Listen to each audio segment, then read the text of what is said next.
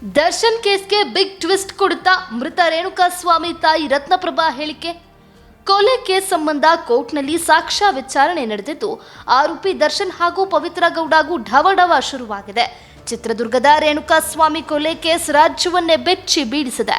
ಈ ಬರ್ಬರ ಕೊಲೆ ಹಿಂದಿನ ಆರೋಪಿಯಾಗಿ ಸ್ಯಾಂಡಲ್ವುಡ್ ಖ್ಯಾತ ನಟ ದರ್ಶನ್ ಕೂಡ ಜೈಲು ಸೇರಿದ್ದಾರೆ. ಸುಪ್ರೀಂ ಕೋರ್ಟ್ ಖಡಕ್ ಆದೇಶದ ಮೇರೆಗೆ ಸೆಷನ್ಸ್ ಕೋರ್ಟ್ನಲ್ಲಿ ಸಾಕ್ಷಿಗಳ ವಿಚಾರಣೆ ನಡೆಯುತ್ತಿದೆ.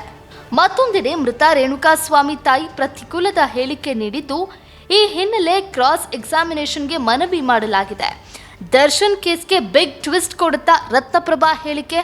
ಕೋರ್ಟ್ ಕಟಕಟೆಯಲ್ಲಿ ರತ್ನಪ್ರಭಾ ಪ್ರತಿಕೂಲ ಹೇಳಿಕೆ. ಕೊಲೆಯಾದ ರೇಣುಕಾಸ್ವಾಮಿ ಕೇಸ್ನಲ್ಲಿ ರತ್ನಪ್ರಭಾ ಅವರ ವಿಚಾರಣೆ ಕೂಡ ನಡೆದಿತ್ತು. ಈ ಸಂದರ್ಭದಲ್ಲಿ ನೀಡಿದ ಹೇಳಿಕೆಗಳಲ್ಲಿ ವ್ಯತಿರಿಕ್ತತೆಗಳು ಕಂಡು ಬಂದಿದ್ವು. ಆರಂಭದಲ್ಲಿ ಪೊಲೀಸರ ಮುಂದೆ ನೀಡದ ಹೇಳಿಕೆಗಳಿಂದ ನ್ಯಾಯಾಲಯದ ವಿಚಾರಣೆಯ ವೇಳೆ ಕೆಲ ಗೊಂದಲದ ಹೇಳಿಕೆಗಳನ್ನು ರತ್ನಪ್ರಭಾ ನೀಡಿದ್ದಾರೆ ಎಂದು ವರದಿಯಾಗಿದೆ. ರತ್ನಪ್ರಭಾ ಅವರ ಪ್ರತಿಕೂಲ ಹೇಳಿಕೆ ಹಿನ್ನೆಲೆ ಪ್ರಾಸಿಕ್ಯೂಷನ್ ವತಿಯಿಂದ ರತ್ನಪ್ರಭಾ ಕ್ರಾಸ್ ಎಕ್ಸಾಮಿನೇಷನ್ಗೆ ಮನವಿ ಮಾಡಲಾಗಿದೆ. ಸೆಷನ್ಸ್ ಕೋರ್ಟ್ನಲ್ಲಿ ಪ್ರಾಸಿಕ್ಯೂಷನ್ ಅರ್ಜಿ ವಜಾ ಹಿನ್ನೆಲೆ ಹೈಕೋರ್ಟ್ಗೆ ಅರ್ಜಿ ಸಲ್ಲಿಸಲಾಗಿದೆ. ಪ್ರಾಸಿಕ್ಯೂಷನ್ ಅರ್ಜಿ ಸಂಬಂಧ ಹೈಕೋರ್ಟ್ನಲ್ಲಿ ವಿಚಾರಣೆ ನಡೆದಿದ್ದು, ಆರೋಪಿಗಳ ಪರ ವಕೀಲರಿಗೆ ಹೈಕೋರ್ಟ್ ನೋಟಿಸ್ ನೀಡಿದೆ. ರೇಣುಕಾಸ್ವಾಮಿ ಕೊಲೆ ಪ್ರಕರಣದ ಟ್ರಯಲ್ ವೇಳೆ ತಾಯಿ ರತ್ನಪ್ರಭಾ ಮಗನ ಮೃತದೇಹದ ಮೇಲಿನ ಗಾಯಗಳು, ಅವರ ಬಟ್ಟೆಗಳು ಹಾಗೂ ಉಂಗುರವನ್ನ ನ್ಯಾಯಾಲಯದಲ್ಲಿ ಗುರುತಿಸಿದ್ರು.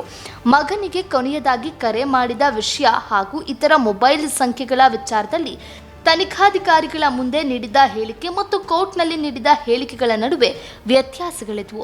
ಆರೋಪಿಗಳ ಪರ ವಕೀಲರಿಗೆ ನೋಟಿಸ್ ನೀಡಿದ ಹೈಕೋರ್ಟ್ ಮುಂದಿನ ವಿಚಾರಣೆಯನ್ನ ಜೂನ್ 18ಕ್ಕೆ ಮುಂದೂಡಿದೆ. ಈ ಹಿಂದೆ ರತ್ನಪ್ರಭಾ ಆರಂಭದಲ್ಲಿ ಪೊಲೀಸರ ಮುಂದೆ ನೀಡಿದ ಹೇಳಿಕೆಗಳಿಗಿಂತ ನ್ಯಾಯಾಲಯದ ವಿಚಾರಣೆಯ ವೇಳೆ ಕೆಲ ಗೊಂದಲದ ಹೇಳಿಕೆಗಳನ್ನು ನೀಡಿದ್ರು. ಈ ಕಾರಣಕ್ಕೆ ಅವರನ್ನು ಪ್ರಾಸಿಕ್ಯೂಷನ್ ಪ್ರತಿಕೂಲ ಸಾಕ್ಷಿ ಎಂದು ಪರಿಗಣಿಸುವಂತೆ ಮನವಿ ಮಾಡಲಾಗಿತ್ತು.